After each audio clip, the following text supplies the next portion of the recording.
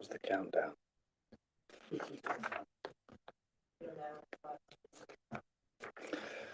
Good evening and welcome to this evening's Cabinet meeting of Rushcliffe Borough Council. I'd like to remind everyone that the Cabinet meeting is being live streamed on YouTube. A recording of the meeting will be available afterwards on the Council's YouTube channel. In addition, under the Local Authorities Executive Arrangements Regulations 2012, other people may film, record, post on social media or blog from this meeting. The use of any such images or sound recordings is not under the control of this council. So if I turn now to the agenda proper and to item 1, apologies for absence, I believe from Councillor Brennan. Thank you. Item 2, declarations of interest. Does anybody have any interest to declare, either pecuniary or non-pecuniary? I'll take that as none. Item 3, the minutes of the meeting held on the 14th of May. May I sign those minutes as a true and correct record? All those in favour? Thank you. So we move swiftly on to item 4, citizens' questions. We have 2 questions this evening. Could I ask... sorry, not... my apologies. My apologies. Thank you, Gemma.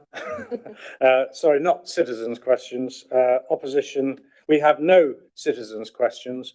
So item 5, opposition group leaders' questions. We've got 2. Could I invite Councillor Walker to come forward, please? I think you know the drill, so far away when you're ready. Good evening, thank you. I'm interested in what ideas the Cabinet has for the £750,000 carry forward support for the registered housing providers, please. Thank you. I'll ask Councillor Upton to respond, please. Thank you, Chairman. Thank you for the question. Well, the simple answer would be quite a lot of ideas, but I think you want a bit more detail than that.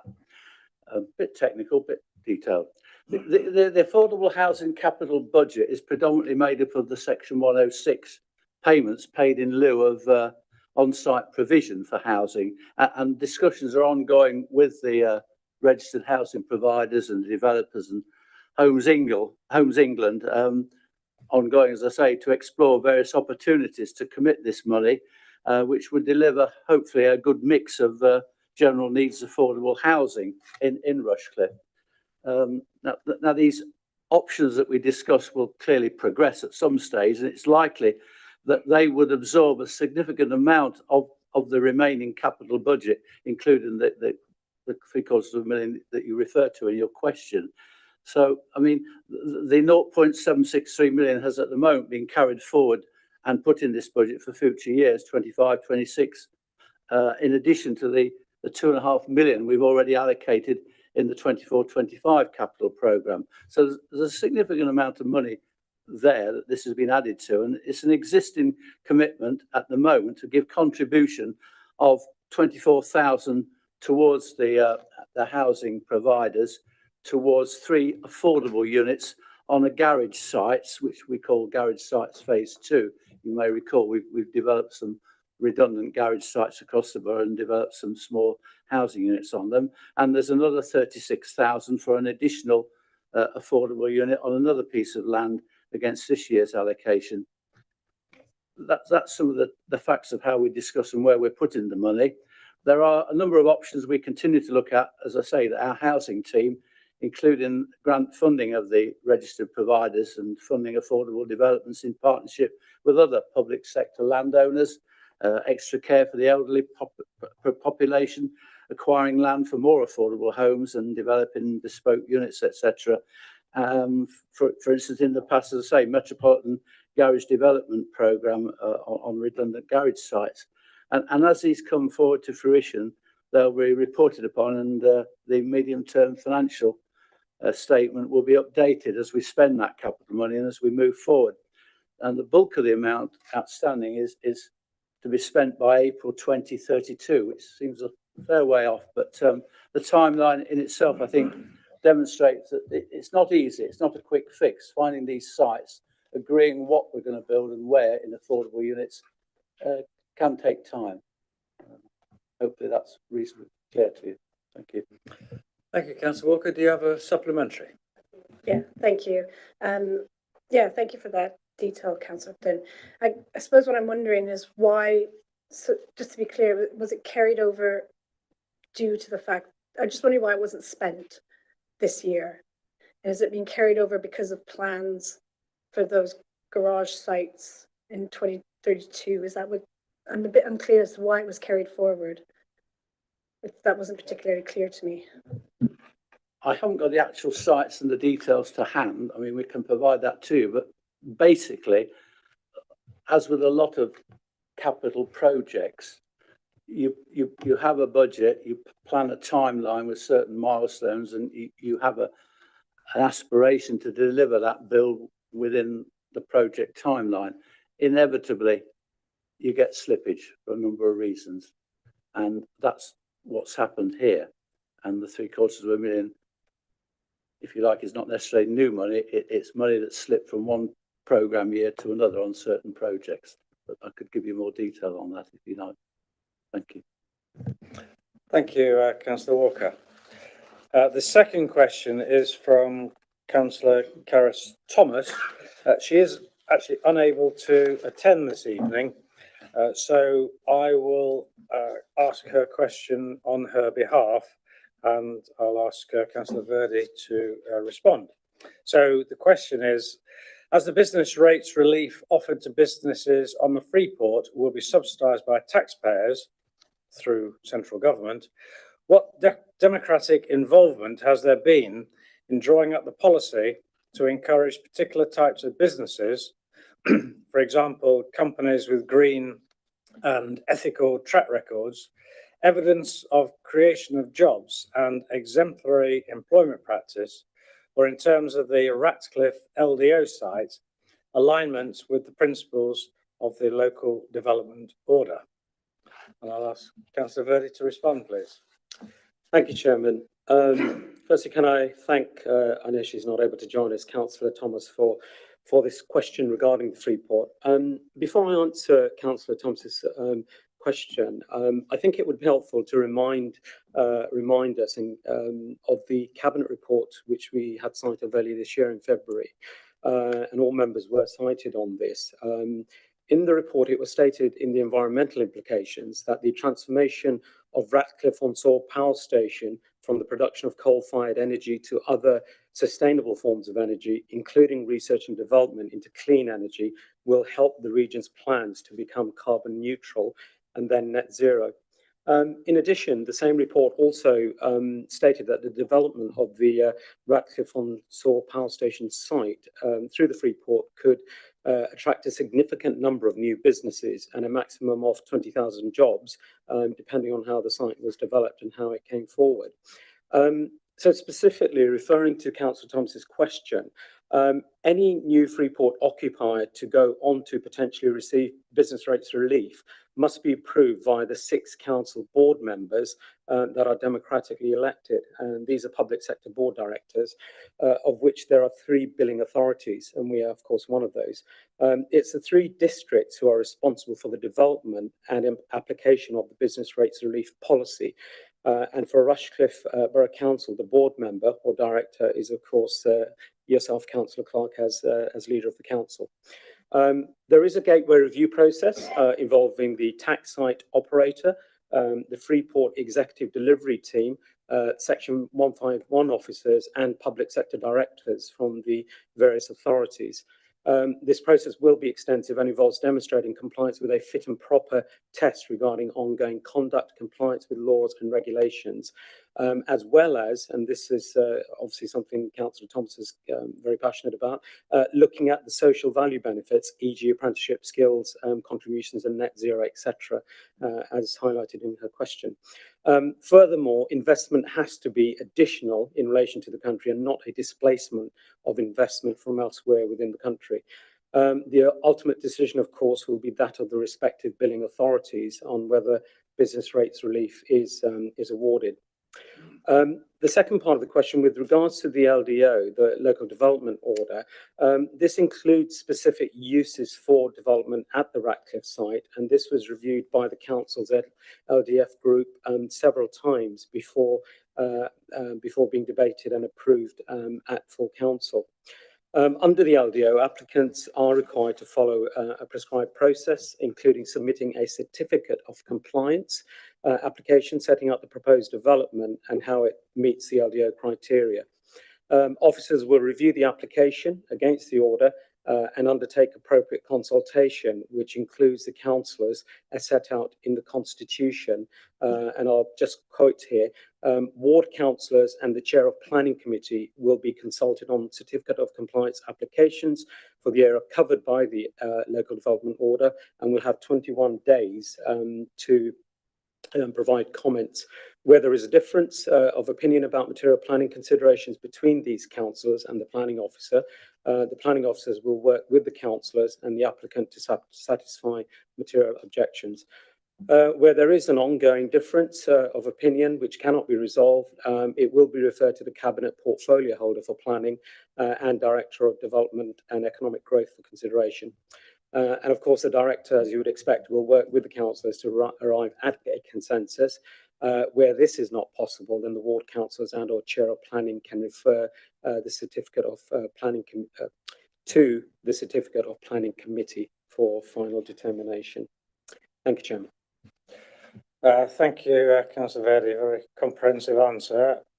Councillor Thomas very helpfully sends a supplementary question as well, not knowing what your answer was going to be. However, it's very perceptive of her. However, I will read her supplementary question, which is fairly brief. Will companies coming onto the LDO site via a planning application rather than through the certificate of compliance process also be eligible for the relief? Thank you, Chairman, and my answer to this will be a lot briefer than the first part of the question, but the simple answer is yes. So if the business meets the criteria for the relief, it's immaterial by which route planning permission is secured. A normal planning permission would only need submitting if the proposal did not meet with the or comply with the LDO. And it's worth noting to do so would be more expensive than securing consent under the LDO, as a fee has already been paid for the LDO process by Uniper as the applicant. Thank you, Chairman. Thank you, Councillor Verdi. That brings to an end to the questions. We therefore move on to the agenda item number 6, which refers, and we don't go very far away from the subject in question. This refers to the Freeport business rates relief policy, which is very opportune because, of course, that's why the question was asked. However, Councillor Verdi, could you present the item, please? Thank you, Chairman. And fortunately, I think I've probably covered a lot of this in the answer to Councillor Thomas. But so this is not a standard report, item number 6 in the agenda as it relates to the Freeport. And it is a bit more technical, of course, than usual. But as we all know, and Cabinet has discussed this at length previously, the Freeport is a great opportunity for the borough in relation to economic growth and job creation. The report highlights one facilitative role in particular, which the council will be playing to encourage such growth. And in simple terms, councils can authorise 100% discretionary rate relief, providing businesses meet the criteria as per the policy, which is within Appendix A of the report. And as the Freeport covers, as I've already mentioned in the earlier questions, the 3 borough district council areas, the 3 councils concerned, which is ourselves, North West Leicestershire and South Derbyshire, to ensure consistency, have agreed the policy appended with this report. It has taken a lot of hard work to get to this point, and officers and all of those involved have been working very hard with those other districts and government in seeking legal advice to confirm that risks concerning subsidy control, or as it was formerly known as state aid, are mitigated and reduced in relation to the borough's exposure of breaching such subsidy control measures. And this is covered in paragraphs 4.4 to 4.8 of the report. paragraphs 4.9 to 12 covers some of these eligibility criteria and principles.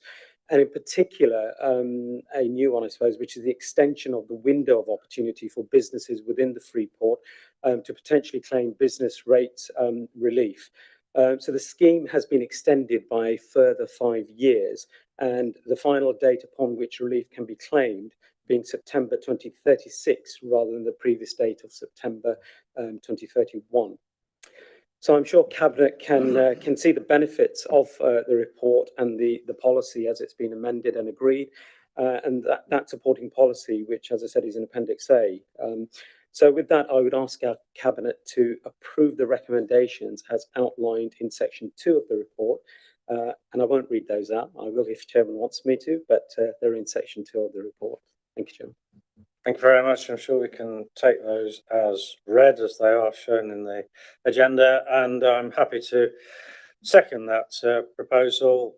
You mentioned earlier that I am on the Freeport, and so that this does actually show that the Freeport is supporting local businesses and supporting economic growth in the borough, which is absolutely vital that we do that. And so any means that we can help to encourage businesses and doing this through the Freeport process then forms an important part of supporting economic growth within the borough. So as I say, very happy to second it. Does anybody have any comments or questions at all? No, it seems quite straightforward. So in that case, we have moved and seconded it. All those in favour, please. Unanimous. Thank you very much indeed. I've just lost the page. There we go. Right, item 7 is housing enforcement policy. Councillor Upton, could you present the report, please? Yes, thank you, Chairman. Well, this report recommends the adoption of a new housing enforcement policy for the years 2024 to 2029. And it details the way in which this council intends to secure effective compliance with the relevant housing legislation. Our main objective is to ensure that all properties, let us residential properties throughout the borough, are safe, of good quality, free from major disrepair, and are well managed.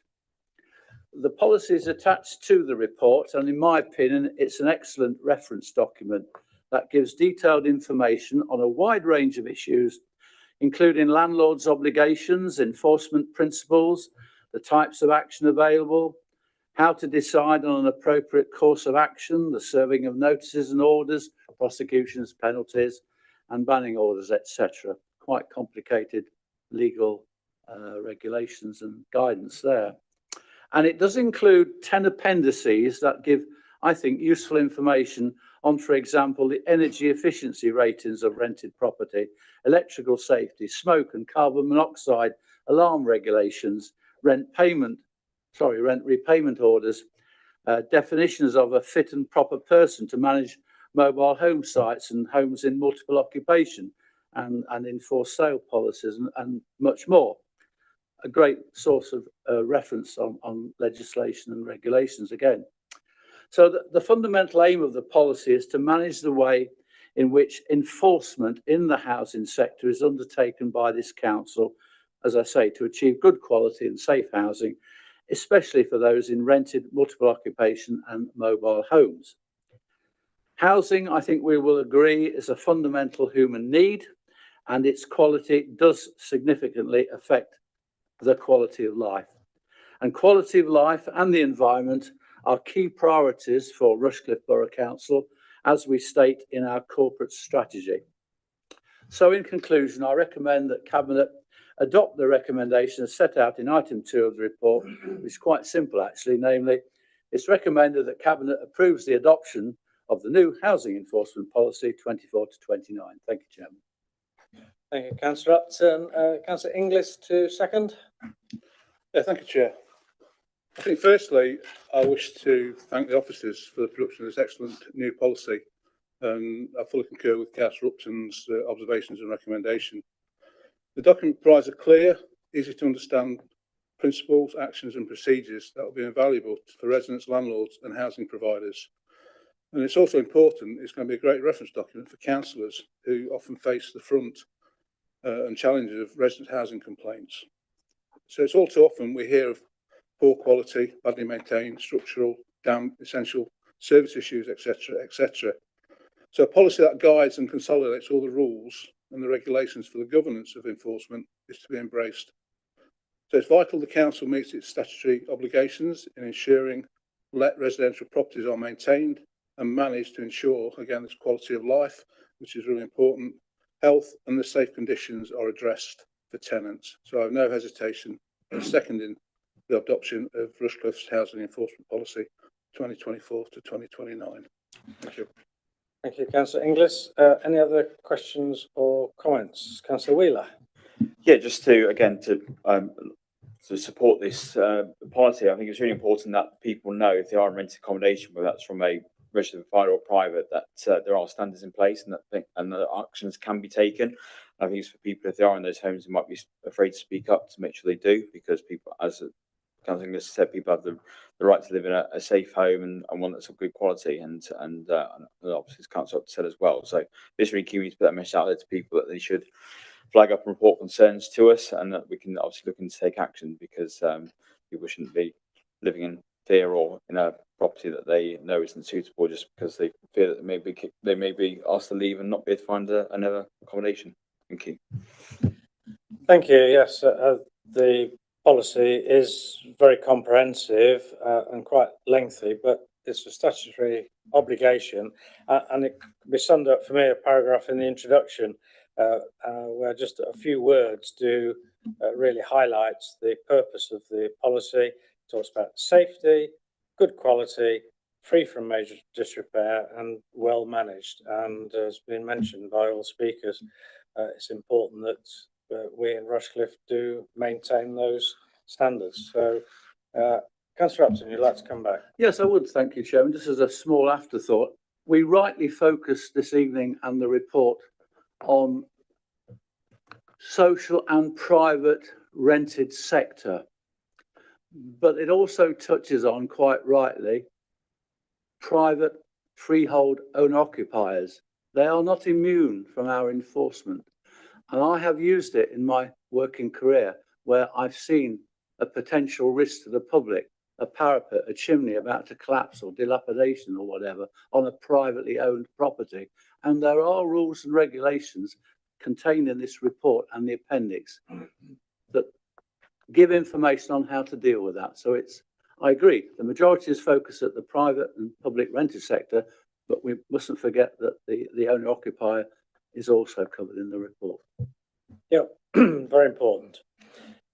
Right, I think that's all comments and questions. So it's been moved and seconded. All those in favour, please. Unanimous. Thank you very much.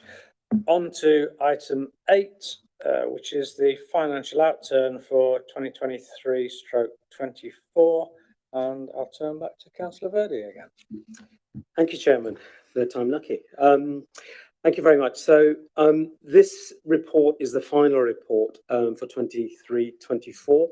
And no doubt Cabinet, whilst they were reading the details and technicalities of the report, will recall that many of the issues highlighted have been reported on throughout the year.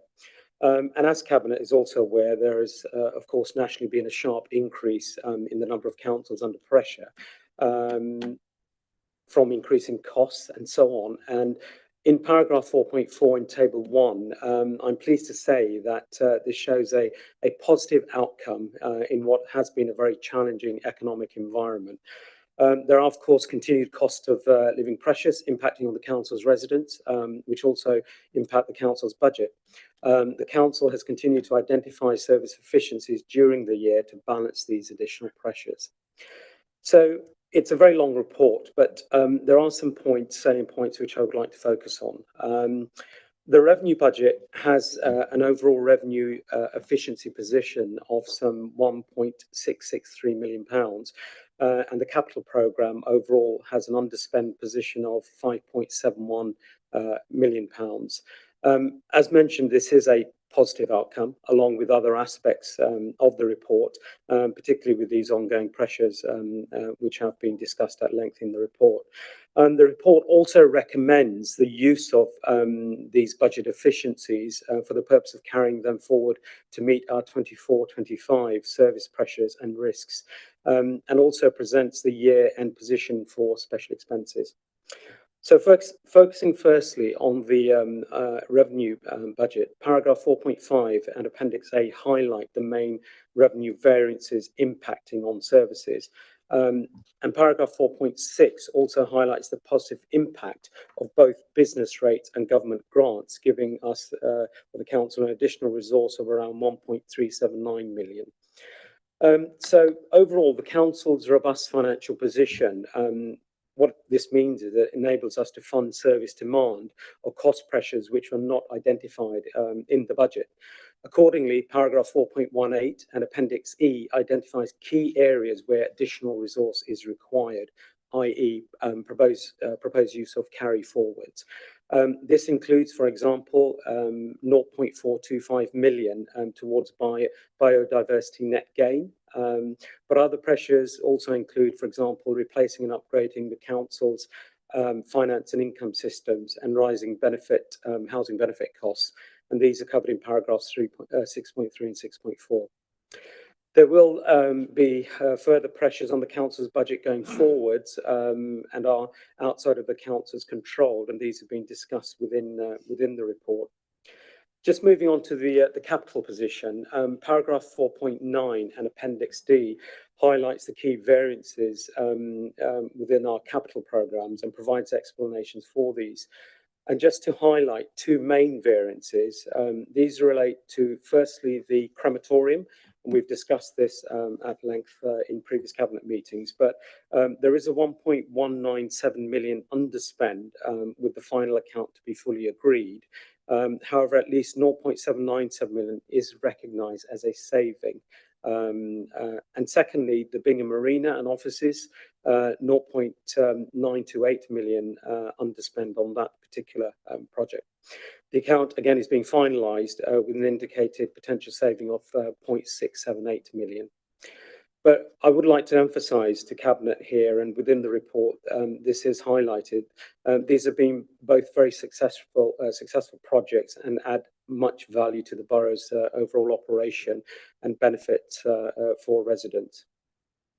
Finally, paragraph 4.2 and Appendix D covers the special expenses which I referred to earlier, and the year-end position with an overall deficit of £8,000, which I think is manageable in the context of our overall finances. So in conclusion, despite the financial challenges which I've referred to, I think as a council, we've always been very prudent in our budgeting, and this has negated the need to draw on our reserves or indeed go to the external markets and have to borrow, which we've not had to do. Of course, inflation has now begun to fall. However, there remains a risk both to council expenditure and to income receipts as household income continues to contract with the macroeconomic climate. Government funding reviews with a new government, obviously there may well be a change of direction, which we will need to factor into our overall financial scenarios, budgeting, etc., as we move into this year. So there are further levels of uncertainty and risks, and it makes our planning challenging, to say the least. But there are warning signs for the budget going forward, with pressures on areas like planning and streetwise, which we've discussed previously, and the impact of inflation impacting on contracts in areas such as finance and housing benefit payments, which I mentioned earlier on. So the need for the council to be even more productive is imperative, and we will be coming back to council and cabinet with a productivity report soon, but we are starting from a relatively good place, but cannot be complacent going forward.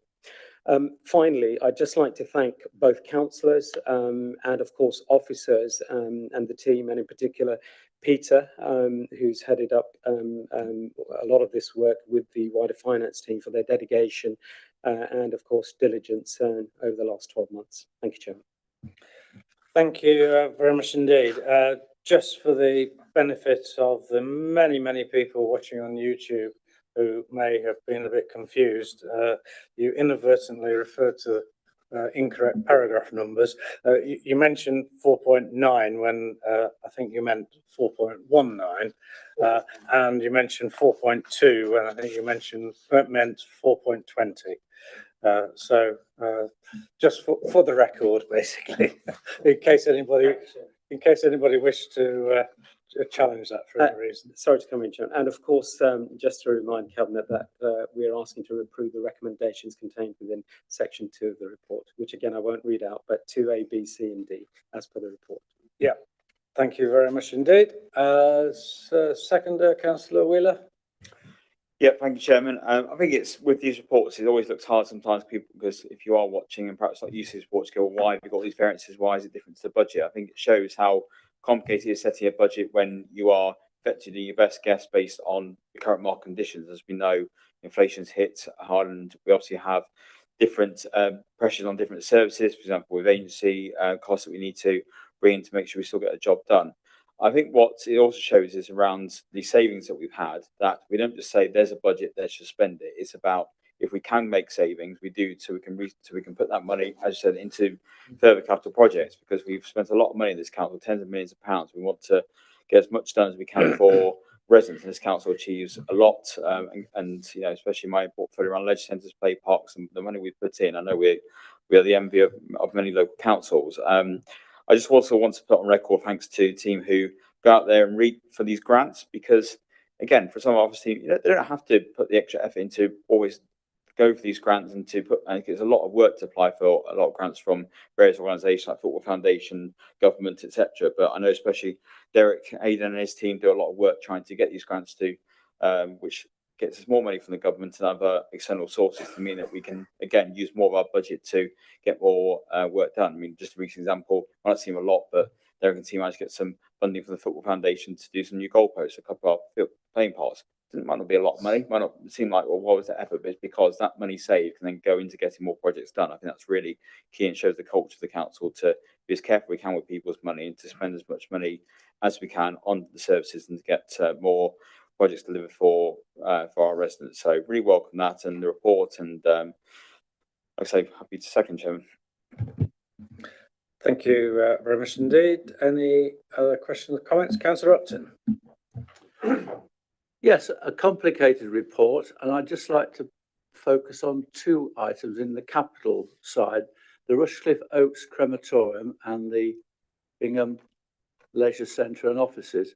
Two multi-million-pound projects, construction projects, that were delivered in a time of national difficulty in procuring the materials and rising inflation and costs generally.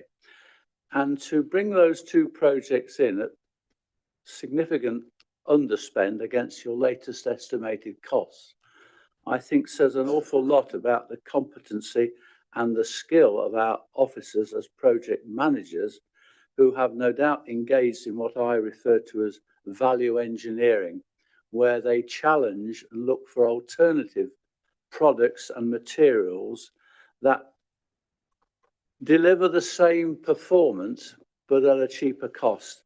And that takes a lot of time, effort, skill and competence, and I applaud them for doing that and delivering the savings that they have. I've been around those properties many times.